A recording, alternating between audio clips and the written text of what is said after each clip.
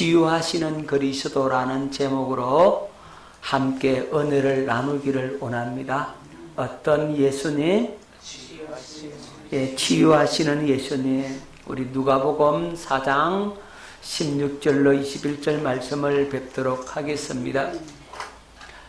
예수께서 그 자라나신 곳 나사렛에 이르사 안식일에 늘 하시는 대로 회당에 들어가사 성경을 읽으려고 서심해 선지자 이사야의 글을 들이거늘 책을 펴서 이렇게 기록된 데를 찾으시니 곧 주의 성령이 내게 임하셨으니 이는 가난한 자에게 복음을 전하게 하시려고 내게 기름을 부으시고 나를 보내사 포로된 자에게 자유를 눈먼 자에게 다시 보게 함을 전파하며 눌린 자를 자유롭게 하고 주의 은혜를 전파하게 하려 하심이라 하였더라. 책을 덮어 그 맡은 자에게 주시고 앉으시니 회당에 있는 자들이 다 주목하여 보더라. 이에 예수께서 그들에게 말씀하시되 이 글이 오늘 너희 귀에 응하였느니라 하시니 아멘. 치유의 그리스도 예수님은 우리를 고치러 오셨습니다. 할렐루야. 자, 예수님의 사역을 치유라는 관점에서 오늘부터 보게 될 것입니다. 자, 예수 그리스도의 치유 사역은 네 가지로 볼 수가 있습니다. 자, 첫 번째는 우리의 영혼을 치유하셨다. 영적 치유. 예수님은 우리의 영을 고쳐주셨습니다. 자, 누가복음 4장 19절로 21절에서 말씀을 하고 있는데요. 주의 은혜를 전파하게 하려 하심이라 하였더라. 뭘 전파해서? 주의 은혜를 전파하게. 자, 20절 책을 덮어 그 맡은 자에게 주시고 앉으시니 회당에 있는 자들이 다 주목하여 보더라. 이에 예수께서 그들에게 말씀하시되 이 글이 오늘 너희 귀에 응하였느니라. 너희 귀에 이 말씀이 이루어졌다. 이렇게 말씀하고 있어요. 자, 예수님께서 오셔서 주의 은혜를 전파했다. 이렇게 말씀하고 있어요. 자, 그럼 주의 은혜가 뭐냐? 다른 말로 하면 이건 희년을 말해요. 희년. 자, 여러분 잘 보세요. 안식일은 며칠입니까? 안식일이 며칠이냐고? 제 7일이 안식일이죠. 그죠? 자, 이 7이라는 숫자를 굉장히 신성하게 생각을 해요. 자, 7일은 안식일이죠. 그러면은 제 7년째는 무슨 해가 되는 겁니까? 안식년이 되는 거죠. 자, 7년째 안식년이 돼요. 여러분, 제 7일 안식일이 되면 일을 쉬잖아요. 6일 동안 일하고 제 7일에는 쉬어라 그랬잖아요. 자, 그날은 안식일이라서 하나님께 예배를 드리고 하나님께 제사를 드리고 말씀을 받고 은혜를 받고 하나님과 영적인 깊은 교제를 나누는 그런 시간으로 그리스도 예수 안에서 하나님 안에서 이런 평안을 누리라고 안식일을 허락해 주셨잖아요. 그런데 안식년, 제 7년째 안식년이 되면 어떻게 되느냐? 일하지 마라. 이랬어요. 안식년 1년 동안 뭐 하지 마라? 일하지 마라. 그럼 뭐 먹고 살아요? 그렇게 생각할 수 있는데 제 6년째 소득은 3년분의 소득을 거두게 하세요. 하나님께서. 그래서 3년분의 소득을 거두니까 제 7년째는 안식년이라 그래서 쉬어라 그랬어요. 땅도 쉬게 해라. 그런 과수원이나 절로 놨던 그런 과일들이 있잖아요. 그죠? 안 가꾸어도 열매는 맺잖아요. 그건 어떻게 하느냐? 고아와 과부들, 나그네들 그런 사람들로 따먹게 해라. 자, 안식년이 되면 쉬게 만드는 거예요. 그리고 사람이 노예로 종으로 샀다. 그럼 6년 동안 판례 가서 열심히 일하고 7년째는 뭐 한다고요? 예, 자유를 주는 겁니다. 집으로 돌려보내라고. 자, 그러면 이 7년이 7번 되는 다음에는 어떤 해가 되느냐? 7, 7이 49회가 다음째, 그럼 50년이 되는잖아요. 그 50년이 되는 해, 그러니까 안식년을 7번 지나면 그 해가 바로 희년이다 라고 하는 거예요. 안식년을 몇 번? 안식년을 7번 하면 희년이 되는 거예요. 이 희년이 되면 어떻게 되느냐? 만약에 땅을 갖다가 내가 팔았어. 그러면 희년이 되면 그 판 땅을 다시금 돌려받는 거예요. 내가 종으로 팔렸다, 희년이 됐다, 다시 돌아오는 거예요. 내가 49년에 팔렸다. 만약에 그러면 1년 만에 자기는 자유케 되는 거예요. 돌아갈 수 있어요. 무슨 해니까? 희년이니까. 그래서 가난하고 배고프고 힘들고 고난당하고 어려운 처지에 있었던 사람들은 어떤 해가 다가오기를 기다리겠습니까? 희년만 다가오기를 기다리죠. 희년만 되면 잃어버렸던 땅, 토지, 집, 또 잃어버렸던 마누라, 잃어버렸던 자식, 잃어버렸던 신랑, 노예로 팔려갔던 모든 사람들이 다 돌아온다 이 말이야. 그래서 이 해를 가리켜서 은혜의 해다, 또 희년이다 이렇게 얘기하는 거예요. 그러니까 그러면 목사님 땅을 갖다가 그 희년이 다 돼 갈 때 그때 나는 팔아버리고 희년 돌려받아야지. 여러분 또 이런 생각을 장무사는 또 한다 이 말이야. 머리가 비상해가지고. 자, 그러면 어떻게 되느냐? 그때는 땅값이 흐르요. 2년 만에 또 1년 만에 돌려줘야 되니까 비싸게 누가 사겠습니까? 안 사지. 그런 거예요. 그렇게도 하는 거예요. 자, 희년을 기점으로 해서 땅값이 매겨지는 거예요. 희년이 오래 남았으면 땅값이 비싸고 희년이 적게 남았다. 그럼 땅값이 흐른 거예요. 노예로 팔릴 때 마찬가지예요. 2년, 3년밖에 안 남았다. 그럼 노예 값이 싼 거예요. 자, 그렇게 해서 사회가 움직이도록 만들었습니다. 다시 말씀드리면, 이제 이스라엘 백성들이 가나안 땅에 들어가서 가나안 땅을 차지하게 될 때 각 지파별로 땅을 분배받잖아요. 제비를 뽑아서 분배를 받았는데 각 이제는 족장들마다 땅을 다 분배를 받았어요. 그렇게 이제 땅을 다 분배를 받았는데 세월이 지나가면서 똑똑하고 공부 잘하고 일 잘하고 머리 좋은 사람은 부자가 되겠고 공부도 제대로 못하고 자기 마음대로 고집대로 살고 띨띨한 사람은 가난해지고 그렇잖아요.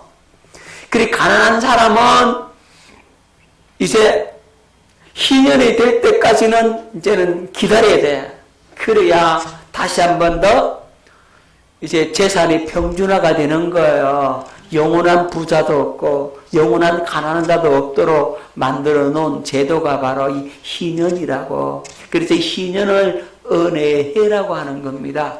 그런데 예수님께서 오셔서 뭘 선포했다고요? 주의 은혜의 해를 선포했다 이 말이에요. 그래서 마귀에게 묶였고 마귀의 종으로 팔려있던 너희들을 이제 자유케 주겠다는 겁니다. 그러니까 영적으로 묶여있고 영적으로 얽매여 종으로 살고 죄의 종으로 저주 아래서 고통 속에 사는 인간들을 은혜를 선포함으로써 이제 너를 자유케 했다. 마귀의 손아귀에서 벗어나라. 다시 회복된다. 아멘. 자, 주의 은혜를 선포함으로써 이제 우리가 자유케 된다고. 질병에 묶여 있고, 그죠? 그래서 고통 속에 있고, 마음의 상처에 묶여 있고, 세상에 무거운 짐, 율법의 짐을 지고 있고, 고난당하는 우리 인간들을 예수님께서 사랑하셔서 무슨 해를 선포하셨다? 은혜를 선포하셨다. 그 은혜가 선포되니까 다시금 회복되고 건강하고 치유되고 새롭게 되는 은혜의 역사가 있더라는 거죠. 아멘. 자, 예수님께서 이 이사야서 선지자가 예언했던 이 말씀을 예수님께서 인용하면서 이사야 선지자의 예언이 바로 오늘 이루어졌다 이렇게 말씀하시는 겁니다. 자, 오늘 이 말씀이 우리에게 이루어졌습니다. 오늘 이 강단에서 치유를 선포하는 겁니다. 치유하시는 그리스도, 치유의 말씀이 선포되면 이 말씀대로 여러분들에게 치유의 역사가 나타나기 시작하는 겁니다. 그래서 환자를 데리고 오란 말이야. 아픈 사람 데리고 와서 이번 이 금요일에 우리 집회 때 치유받는 은혜 역사가 있기를 예수 이름으로 축원합니다. 누가 고쳐요? 주님이 고친다고. 아멘. 주님이 고치시기 때문에 걱정할 거 있다 없다? 없다. 예수님께서 먼저 영적으로 치유하시고 두 번째 예수님께서 혼적 치유, 상한 마음을 치유해 주셨습니다. 자, 여러분 이사야 61장 1절 주 여호와의 영이 내게 내리셨으니 이는 여호와께서 내게 기름을 부어사 가난한 자에게 아름다운 소식을 전하게 하려 하심이라. 나를 보내사 마음이 상한 자를 고치며 포로된 자에게 자유를 갇힌 자에게 노임을 선포하며. 자, 마음이 상한 자를 어떻게 하고요? 고치며. 예수님은 이 땅에 오셔서 먼저 영을 치유하시고 그 다음 두 번째는 마음을 치유하셨다. 정신적인 부분을 치유하셨다. 상한 마음, 상처받은 심령을 우리 주님은 치유하셨다. 이걸 가르쳐서 혼적 치유라고 얘기를 하는 겁니다. 세 번째, 육적 치유. 예수님은 영도 고치고 혼도 고치고 육체도 고치더라. 우리 몸도 고치더라는 거죠. 자, 마태복음 12장 15절로 16절 예수께서 아시고 그 길을 떠나가시니 많은 사람이 따르는지라. 예수께서 그들의 병을 다 고치시고 그들의 병을 어떻게 하시고 다 일부만 고치시고 아니 다 고치시고 자기를 나타내지 말라 경고하셨으니 예수님은 그들의 병을 고쳐주셨어요. 그렇다면 오늘날도 예수님께서 살아계시니 2000년 전에 오신 그 예수님께서도 병을 고쳤다면 이제 영으로 오신 예수, 성령으로 오신 그 예수도 여러분들에게 뭘 고칠 수 있다? 예, 병을 고친다. 치유하시는 그리스도 있습니다. 자, 네 번째 그리스도는 땅을 치유하셨습니다. 뭘 치유하셨다고요? 땅을 치유하셨다고요. 자, 말씀을 보도록 합니다. 역대하 7장 13절로 14절 혹 내가 하늘을 닫고 비를 내리지 아니하거나 혹 메뚜기들에게 토산을 먹게 하거나 혹 전염병이 내 백성 가운데서 유행하게 할 때에 내 이름으로 일컫는 내 백성이 그들이 악한 길에서 떠나 스스로 낮추고 기도하여 내 얼굴을 찾으면 내가 하늘에서 듣고 그들의 죄를 사하고 그들의 땅을 고칠지라. 아멘. 하늘이 비를 내리지 않으면 여러분, 농사가 풍년되겠어요? 예, 기근이 임하게 되는 거죠. 자, 그러면 가축들이 살 수 있겠어요? 가축들은 못 살죠, 그죠? 사람도 물 구하기가 이제는 힘들어지잖아요. 자, 그러니까 이제 전염병이 창궐하게 되겠죠, 그죠? 그리고 메뚜기들이 덮쳐가지고 고집들 다 먹어버려. 그러면 점점 어려워진다 이 말이죠. 그렇게 왜 그 땅에 사는 사람들이 기근 가운데 전염병 가운데 잘 살 수 없게 되어지는 이유가 뭐냐 하면 그들이 악한 길로 행했기 때문에 땅이 고장이 났어 그래. 뭐가 고장났어? 땅이 고장났어. 땅이 고통하며 땅이 인간들을 갖다가 토하여 내친다 그랬어요. 이 땅이 건강하지 않으면 그 땅에서 아름다운 곡식을 내지 못한다 이 말이죠. 병들어 죽거나 흉년 들거나 그 땅에 사람이 살 수 없는 땅이 되어버렸어요. 누구의 죄 때문에? 인간의 죄 때문에. 그래서 악한 길에서 인간이 회개하고 돌아서서 하나님의 얼굴을 구하고 하나님을 찾고 하나님께 기도하면 하나님께서 뭘 고친다? 땅도 고친다. 아멘. 예수님은 그래서 인간이 살기 좋은 땅으로 만드시려고 인간의 모든 죄악을 다 사해 주는 거예요. 여러분 잘 보십시오. 우리 사람은 뭐로 만들어졌어요? 흙으로 만들어졌죠. 흙. 땅도 뭐예요? 흙이잖아요. 그러면 인간이 죄를 지으면 흙이 죄를 지었다 이렇게 되잖아요. 그러면 흙이 죄를 지었으니까 뭐가 저주받겠어요? 흙이 저주받겠죠. 흙이 저주받는 말 나란 말로 땅이 저주받는다. 그러면 땅이 인간들을 갖다가 못 살게 하겠죠. 그래서 인간이 회개하면 하나님께서 뭘 고친다? 땅을 고친다. 흙을 고친다 이 말이에요. 그러면 인간이 잘 살 수 있게 되어진다. 자, 예수님께서는 그래서 이 영적, 육적, 혼적, 땅의 치유까지 치유하시는 예수님, 치유하시는 그리스도이심을 여러분들이 믿을 수 있기를 바랍니다. 여러분이 영혼이 치유받으면 지옥 안 가고 어디 가고?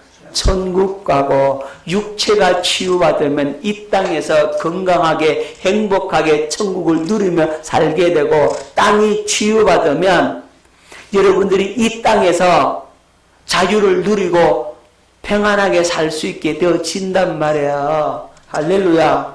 그래서 이 땅에 사는 삶이 천국을 누리고 살다가 죽어서도 또 천국 가도록 만들어주는 것이 예수님의 치유 사역 때문에 가능하다 하는 사실을 여러분들이 기억할 수 있기를 바랍니다. 이 사실을 확실히 믿을 수 있기를 바랍니다. 예수님은 치유의 주님이십니다. 저와 여러분들을 치유하십니다. 한번 따라합시다. 예수님은 못 고칠 사람이 없습니다. 예수님은 당신도 고칩니다. 할렐루야. 옆 사람하고 다시 한 번 더. 예수님은 당신도 고칩니다. 예수님은 우리를 고치시기 위해서 이제 준비를 하세요. 그냥 아무렇다나 준비 없이 예수님께서 사역을 한 게 아니에요. 예수님은 우리를 고치시려고, 뭐 하시려고? 여러분들을 치유하시려고 이제 준비를 하십니다. 뭘 준비하십니까? 먼저 요단강에서 뭘 받아요? 세례를 받죠. 자, 예수님께서 요단강에서 세례 요한에게 세례를 받으십니다. 자, 왜 세례 받으시죠? 이 세례의 의미를 여러분 많이 들으셨는지 알고 있죠? 아직도 모릅니까? 예수님께서 세례 요한에게 왜 세례를 받으셨는지 아직도 모르면 안 돼요. 인류의 모든 죄가 다 누구에게 전가되는 거라고요? 예, 예수님에게 전가되는 겁니다. 세례 요한이 예수님에게 안수를 해요. 그것은 우리 인간의 모든 죄가 누구에게 넘어갔다? 예수님에게 넘어갔다. 이런 의미가 있는 거예요. 여러분, 이걸 알려면 구약의 제사법을 정확하게 알면 이 말씀이 잘 이해가 되어져요. 여러분, 저를 잘 보십시오. 구약의 대속죄일에 이스라엘 백성들이 죄를 지어서 그런 죄 사함을 1년에 한 번씩 꼭 받아야 되는데 언제 받느냐? 대속죄일에 그들이 죄 용서를 받는다고. 그럼 대속죄일에 뭘 하느냐? 대속죄일에는요, 짐승을 끌고 와요. 짐승을 딱 끌고 오면 이제 이 염소의 머리에 안수를 하는데 누가 안수를 하느냐 하면 대제사장이 안수를 해요. 왜 대제사장이 안수를 하느냐 하면 대제사장은 이스라엘 백성들의 대표란 말이에요. 아니, 목사님 대표인지 아닌지 어떻게 알아요? 또 그럴까봐. 여러분, 성경적인 근거가 다 있다니까. 왜 대제사장이 이스라엘 백성의 대표가 되느냐 하면 제사법을 보면 정확하게 안다니까. 이스라엘 백성들이요, 대속죄일 말고 평상시에 이스라엘 백성 전체가 죄를 범하면 죄물이 달라요. 염소를 가져오는 것도 아니고 양을 가져오는 것이 아니고 송아지를 가지고 와야 돼. 누가 죄를 범하면? 이스라엘 백성 전체가 죄를 범하면 반드시 송아지를 가져와야 돼요. 양이 안 됩니다, 양은. 그러면 대제사장이 죄를 범하면 뭘 가져오느냐? 송아지를 가지고 와야 돼. 양 갖고 오면 안 돼. 그러면 대제사장이 범죄했던 저희의 그 분량이나 저희의 무거움이나 이스라엘 백성들 전체의 죄의 무거움이 똑같은 거예요. 그래서 대제사장이나 이스라엘 백성 전체나 똑같이 동격에 두는 거죠. 그 말은 대제사장은 이스라엘 백성들의 대표가 되는 거죠. 이스라엘 백성 전체가 죄를 범하면 송아지를 끌고 와야 되고 대제사장 한 사람이 죄를 범해도 송아지를 끌고 와야 돼요. 그만큼 대제사장은 백성의 대표로서 무게감이 있는 거예요. 자, 그래서 대제사장은 누구의 대표다? 이스라엘 백성 전체의 대표예요. 그러니까 대표가 안수를 하는 거예요. 그럼 대표가 안수했으면 그 이스라엘 백성도 안수한 거예요? 안 한 거예요? 그랬죠. 한 거예요. 개인이 죄를 지었을 때는 양을 끌고 오든 가난한 사람은 비둘기를 가져와도 돼요. 그런데 일반 평민들은 죄를 범하면 부자는 이제 양을 끌고 오는데 그 양에다가 머리에다가 손을 얹어요. 누가 손을 얹어요?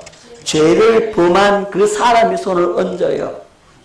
그런데 대속죄일에는 백성들 모두가 다 죄를 범했다고 인정을 하니까 또 죄 사함이 1년밖에 효력이 없어. 그래서 7월 10일 대속죄일 날 이 이스라엘 백성들이 전체 모든 사람들이 죄 용서를 받아야 되는데 그러려면 이제 짐승을 끌고 가서 그 짐승의 머리에 손을 얹는데 누가 얹는다고? 대제사장이 손을 얹고 뭐라고 하면서 손을 얹어요? 죄를 자백하는 겁니다. 이스라엘 백성 전체의 죄를 다 자백을 해요. 자, 안수하는 방법이 있죠. 두 손으로 안수하고 힘껏 눌러서 안수하고 죄를 고백하면서 안수를 하는 거예요. 자, 그래서 이렇게 안수를 함으로써 죄를 다 떠넘깁니다. 누구에게? 이 짐승에게 떠넘기면 그 짐승은 이제는 대속물이 되는 거죠. 제물이 된다고. 인간의 죄를 대신해서 하나님 앞에 드려지는 제물. 그래서 대속물. 뭘 사기 위해서? 죄를 사함받기 위해서. 여러분 잘 기억하십시오. 죄를 범하면 죄의 값은 뭐예요? 사망이다. 죄 지은 사람은 다 죽어야 되잖아요. 그러면 하나님께서 우리 인간을 다 죽여버려야 되는데 인간을 죽이기에는 아깝단 말이죠. 인간을 다 죽일 수 없다 이 말이죠. 인간을 살릴 방법이 필요한데 인간 그럼 대신에 다른 게 죽어야 된다는 거예요.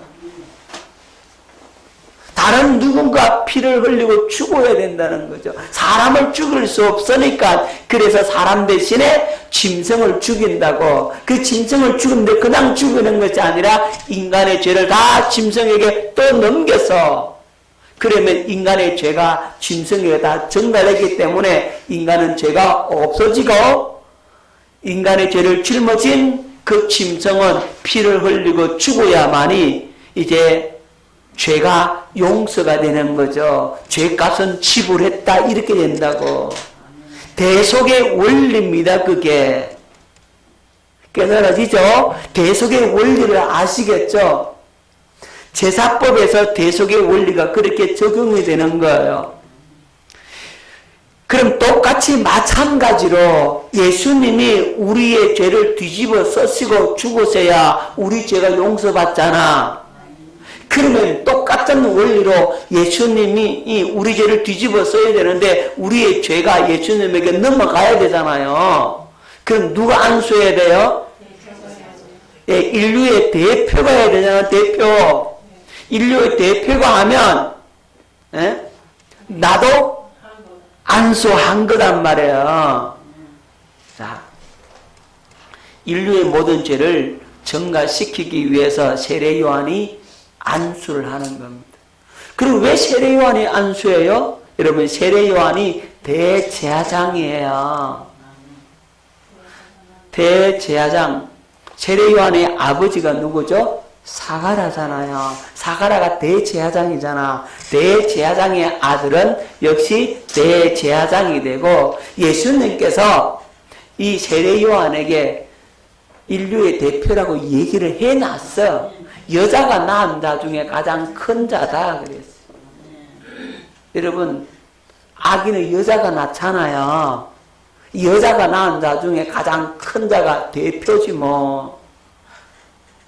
자, 그래서 요한복음 1장 29절에서 말씀합니다. 이튿날 요한이 예수께서 자기에게 나오심을 보고 이르되 보라 세상 죄를 지고 가는 하나님의 어린 양이로다. 예수님이 누구 죄를 지고 간다? 나의 죄를 지고 가는 하나님의 어린 양이다. 이렇게 세례 요한이 말씀을 하고 있어요. 깨달아지십니까 이제? 여러분 세례 요한은 대제사장 사가랴의 아들이고 자 누가복음 1장 13절 천사가 그에게 이르시되 사가랴야 무서워하지 말라 너희의 간구함이 들린지라 네 아내 엘리사벳이 네게 아들을 낳아주리니 그 이름을 요한이라 하라. 사가랴가 대제사장이에요. 사가랴의 아들 요한이 대제사장이 되는 겁니다. 여자가 낳은 자 중에 가장 큰 자를 그랬죠. 누가복음 7장 28절 내가 네게 말하노니 여자가 낳은 자 중에 요한보다 큰 자가 없도다. 자, 여자가 낳은 자 중에 요한보다 큰 자가 없다. 이렇게 말씀하셔서 그래서 세례 요한은 인류의 대표가 되는 거예요. 그래서 세례 요한이 예수님 머리에 손을 얹어서 안수했어요. 언제? 요단강에서 세례 받을 때. 그때 우리 죄가 넘어간 겁니다. 그래서 요한이 보라 세상 죄를 지고 가는 하나님의 어린 양이다. 우리 죄가 다 누구에게 넘어갔다? 예수님에게 넘어갔다. 이렇게 말씀하고 있는 거예요. 그래서 예수님께서 여러분 중풍병자에게 마태복음 9장 중풍병자 나오잖아요. 중풍병자에게 침상께 메고 왔던 침상에 누워왔던 그 중풍병자에게 뭐라 그래요? 네 죄 사함 받았느니라 이러죠. 그 사람들이 수근수근거립니다. 아니 지가 누구이길래 죄도 사는가? 그 중풍병자의 그 죄가 누구에게 넘어왔다? 그렇죠. 예수님께 넘어왔다 이 말이에요. 아멘. 그래서 네 죄 사함 받았느니라고 말씀을 하고 있는 겁니다. 자, 그래서 이 인류의 대표가 안수하는 순간에 어떤 일이 벌어지느냐 하면 하늘이 열려요. 누가 열려요? 하늘이 열립니다. 여러분, 하늘이 열린다라고 하는 것은 이제 하나님께서 뭐 하시겠다는 겁니까? 하나님께서 일하시겠다는 겁니다. 자, 사역의 시작을 알리는 거예요. 뭘 알린다고요? 사역의 시작을 알리는 것이 바로 하늘이 열리는 겁니다. 여러분, 요한계시록에서 하늘이 열리고 하나님의 언약궤가 보이니까 그 다음에 하나님의 유리 역사가 시작되대. 하늘이 열려야 합니다. 아멘. 우리 새삼교를 향한 하늘이 열릴 수 있기를 예수 이름으로 축원합니다. 그러면 하늘이 열리면 하나님께서 일하시거든. 자, 그리고 성령이 비둘기같이 예수님에게 임합니다. 성령의 충만한 은혜, 성령의 놀라운 기름 부음을 받게 되는 거죠. 자, 사도행전 10장 38절 말씀을 뵙겠습니다. 하나님이 나사렛 예수에게 성령과 능력을 기름 붓듯 하셨음에 그가 두루다니시며 선한 일을 행하시고 마귀에게 눌린 모든 사람을 고치셨으니 이는 하나님이 함께 하셨습니다. 하나님이 나사렛 예수에게 성령과 능력을 어떻게 했다고요? 기름 붓듯 하셨다 그랬죠. 그거 언제 하셨어요? 언제? 그렇죠. 이 요단강에서 예수님이 세례 요한에게 세례 받을 때 성령의 기름 부음을 받는 거예요. 아주 강력한 성령의 기름 부음을 받게 되는 겁니다. 그리고 하나님의 음성이 들립니다. 뭐라고 들립니까? 이는 내 사랑하는 아들이요 내 기뻐하는 자다. 하나님의 음성이 들려요. 자, 여러분 기억하십시다.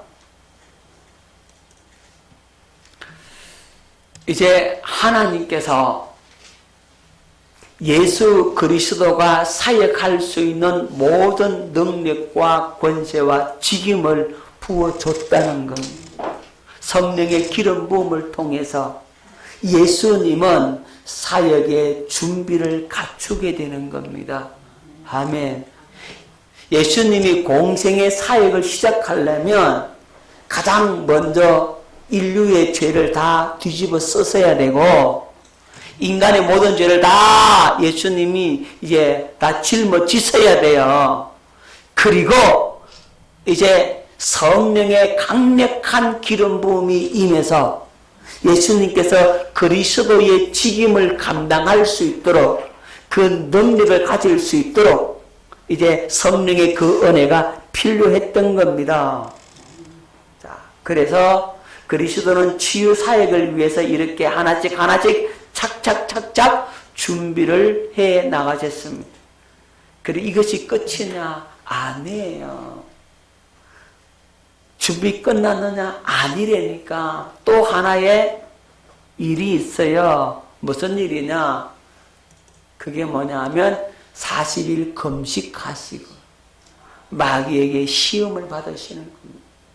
자, 예수님은 요단강에서 세례받고 난 다음에 누구에게 이끌려서요? 성령에 이끌려 광야로 가서 40일을 금식하십니다. 예수님이 금식 기도하신 것이 자의로 스스로 한 게 아니라니까 성령께서 그를 이끌고 가서 금식하게 만드셨어요. 오늘날 목사님 나 금식 내가 해야 되겠어요. 여러분 함부로 그러지 마로. 성령께서 하게 할 때 하는 거예요. 아무 때나 금식하는 게 아니에요. 저도 젊은 날에 은혜 받고 싶어가지고 그냥 내 마음대로 스스로 금식하다가 그냥 금식을 할 줄 몰라가지고 몸만 상했어. 금식도 하는 방법과 절차가 다 있단 말이에요. 아무렇게나 하다가는 큰일 나요.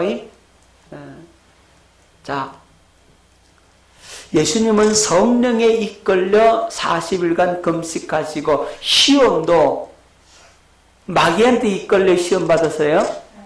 아니에요. 예수님은 성령에 이끌려 시험 받았어요. 여러분 시험도 성령에 이끌려 받아야 된다니까. 그래야 승리하는 거예요. 자, 40일 금식 후에 이 금식은 사역을 위한 금식 기도였고, 그리고 예수님은 시험에 통과해야 됩니다.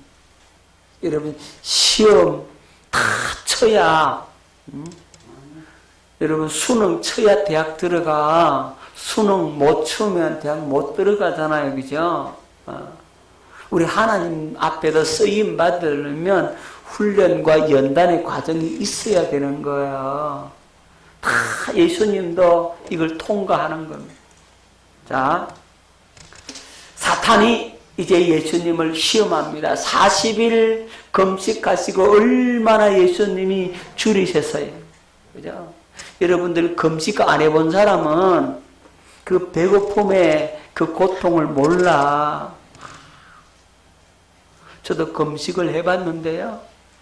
저는 많이는 못 해봤어요. 저는 20일밖에 못 해봤어요. 20일 금식 마치고 보식 들어가는데 그 꼬랑내 나는 된장 있잖아요. 왜? 된장 알죠? 꼬랑내 나는 된장. 그거 젓가락 끝 가지고 하나 칵 찍어가지고 내 혀에 탁 댔는데 우와 얼마나 맛있는지. 그 맛이 기가 막히게 맛있어요. 잊을 수가 없어. 평생에 잊을 수 없는 맛이. 그 젓가락 끝에 하나 해를 탁 한번 찍었는데 그렇게 맛있어요. 그 이후로 음식 맛 없는 게 없어. 제 입에. 그렇게 맛있어요. 여러분 예수님이 40일 금식했다 그러면요. 음식 보면 환장할 때입니다. 아시겠어요? 그렇다니까. 육체를 가진 이 육체가 그 음식을 막 끌어당기는 거예요.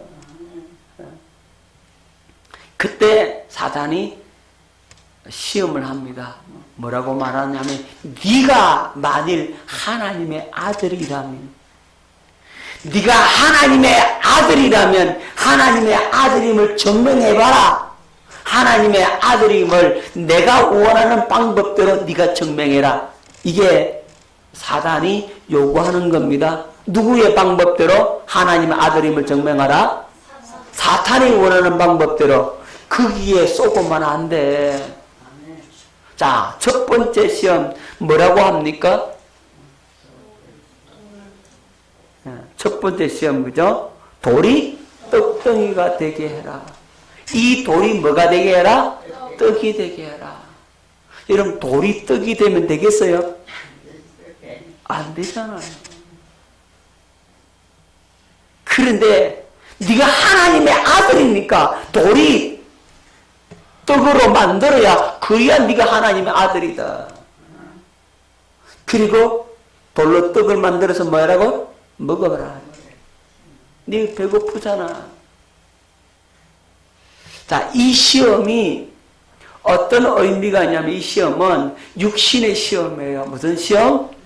육신의 시험이에요. 육이 배고프니까 이제 이 육의 배고픔을 달래야 되지 않느냐 이거지.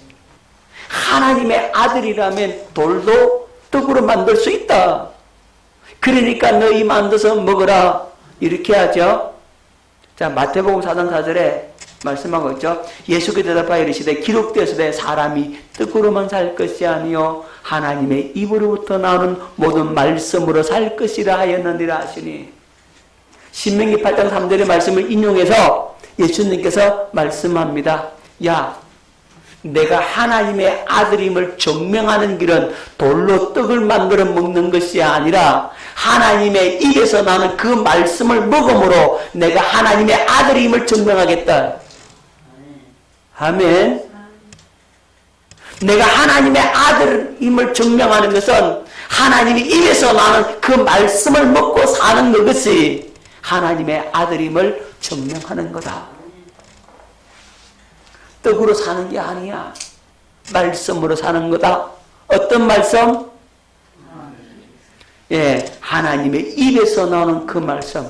여러분 기억하십시오.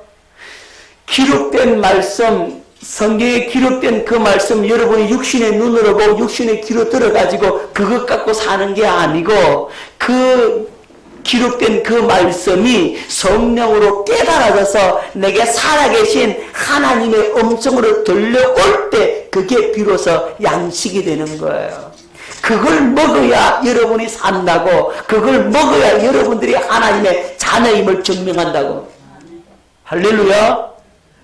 여러분들이 하나님의 자녀임을 증명하는 길은 하나님의 말씀이 깨달아지고, 깨달아진 그 말씀이 여러분 속에 실제로 이루어지고 하나님의 약속의 말씀이 실제가 되는 것을 경험함으로 살 때, 이야, 내가 하나님의 자녀가 맞구나, 그렇게 증명을 할 수 있기를 바랍니다. 그런데 마귀는 여전히 오늘날도 돌이 뭐가 되라? 떡이 되라. 여러분도 그러잖아요. 자꾸 돌로 떡 만들려고 그래.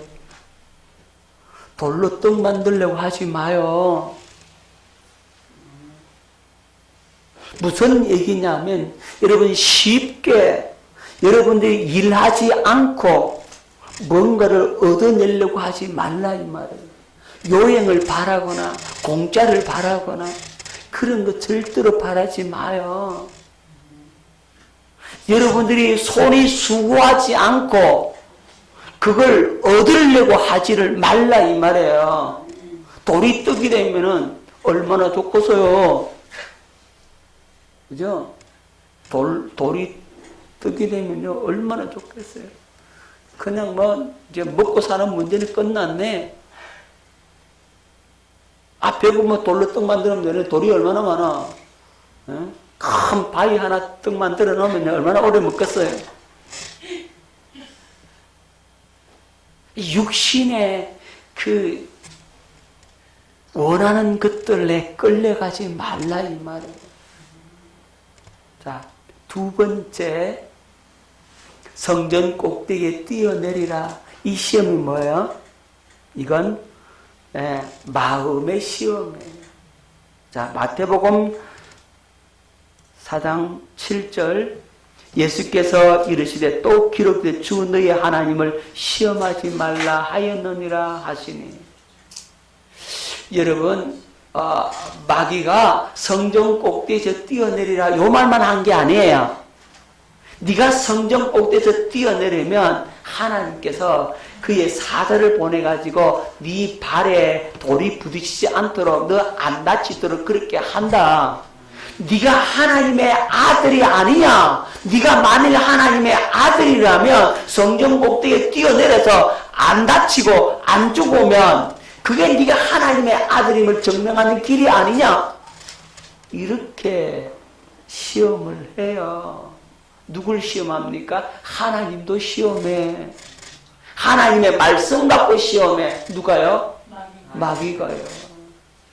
마귀도 여러분 하나님 말씀 성경 갖고 시험한다니까요. 성경 갖고 이단이 나오는 거예요.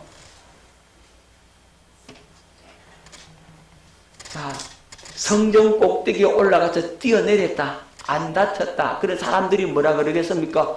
우와, 그럴 거 아니겠어요, 그죠? 대단한데 이럴 수가 있냐? 저 높은 곳에서 뛰어내렸는데 안 죽었어. 이게 실화냐, 이게? 이게 진짜냐? 그럴 거 아니겠어요? 그리고 대단하다고 그럴 거 아니겠어요? 마음의 공명심, 마음의 우쭐함, 마음의 위대한 그 명예, 빛나는 영예를 얻으려고, 사람들이 박수 갈채를 받으려고 하는 그 마음을 마귀가 부추긴 거예요. 오늘날도 마찬가지예요. 그래, 니 잘한다. 박수 쫙 쳐주고 막. 그러면 자기가 잘하는 줄 알고 기고만장해가지고 교만 끝까지 올라가지, 그죠? 그리고 한꺼번에 추락하잖아요. 그 점을 누가 노린다고? 마귀가 노리는 겁니다. 여러분, 하나님의 말씀을 시험하지 말아요.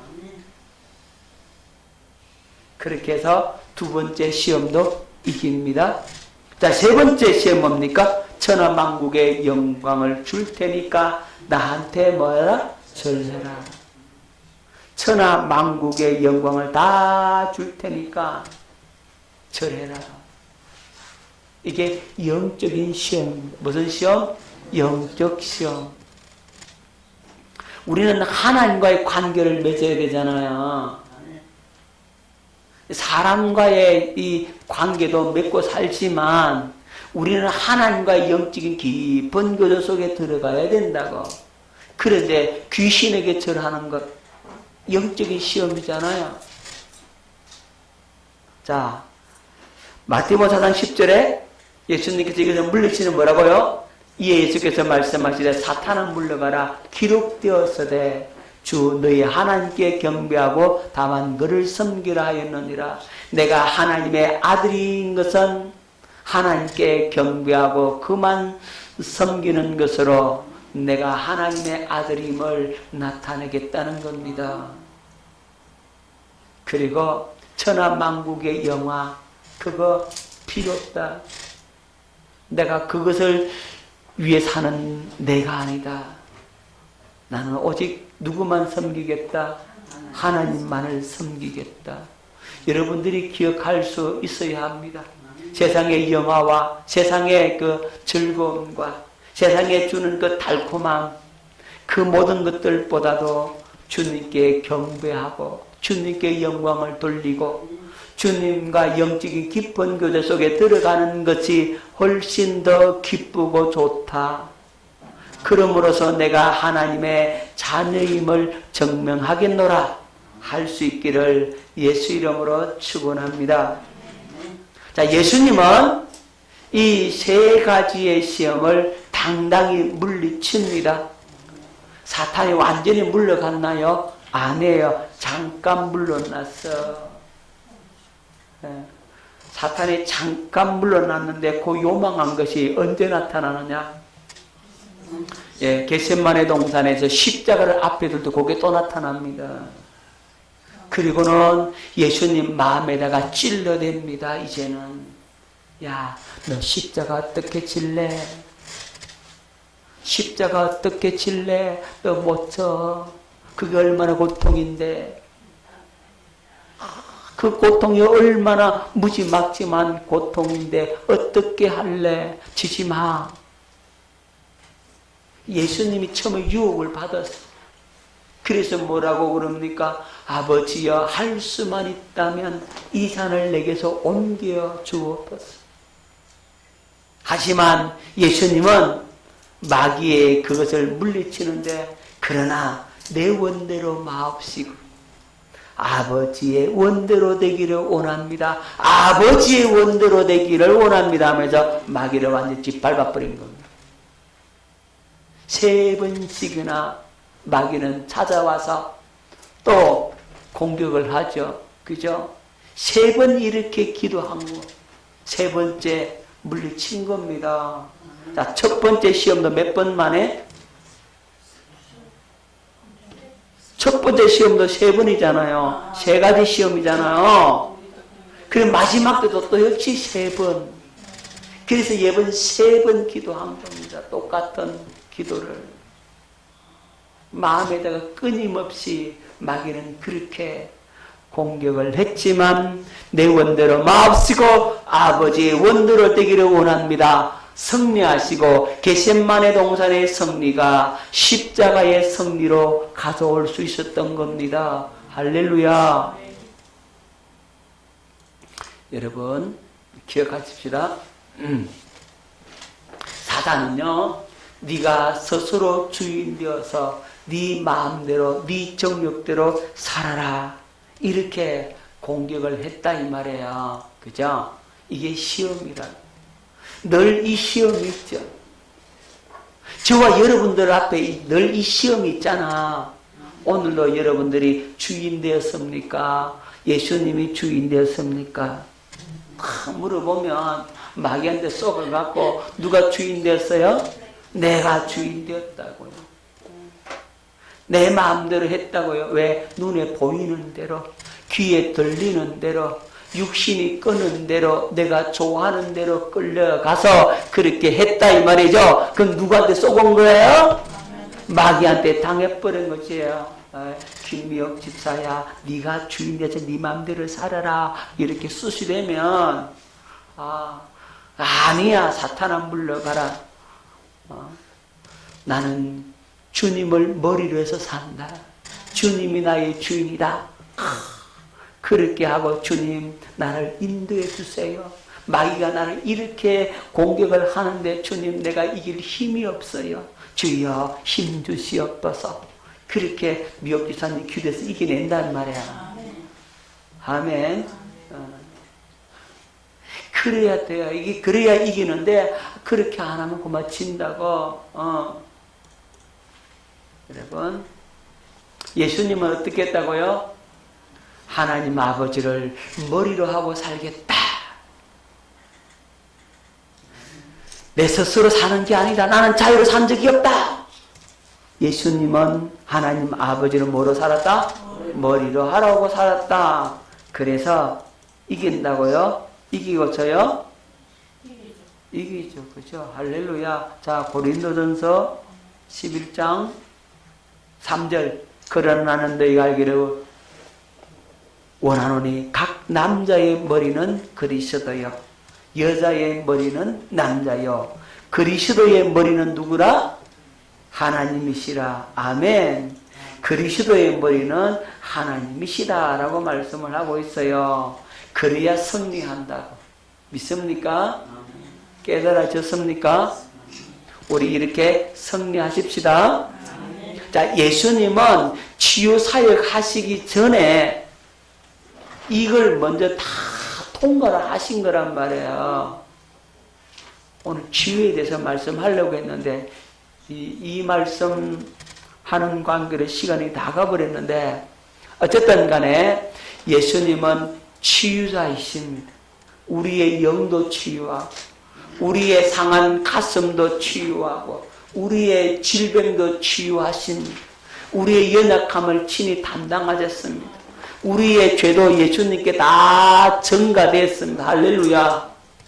그렇기 때문에 예수님은 은혜의 그 희년을 선포하심으로 말미암아 우리를 마귀의 손아귀에서 건져내고 우리에게 진정한 자유자로 행복자로 그렇게 만드시기를 원하셨습니다. 이 사역을 이루시기 위해서 예수님은 요단강에서 세례받으시고 그리고 성령의 강력한 기름 부음을 받으시고 직임을 받으시고 그리스도의 직임을 가지시고 은혜를 선포하셨단 말이죠. 자, 그리고 이 치유 사역을 하기 위해서 예수님은 40일 금식하시고 마귀의 시험을 물리치시고 승리하심으로써 이제 본격적으로 사역에 나서게 되는데 그 사역에 나서는 그 길이 바로 영적 치유, 아름다운 소식 복음을 전해서 영적 치유하시고 마음이 상한 자를 만지심으로 마음을 치유해 주시고 채찍에 맞으심으로 너희는 나음을 입었다라고 해서 우리의 질병을 친히 담당하심으로 연약함을 담당하심으로 우리를 치유해 주셨습니다.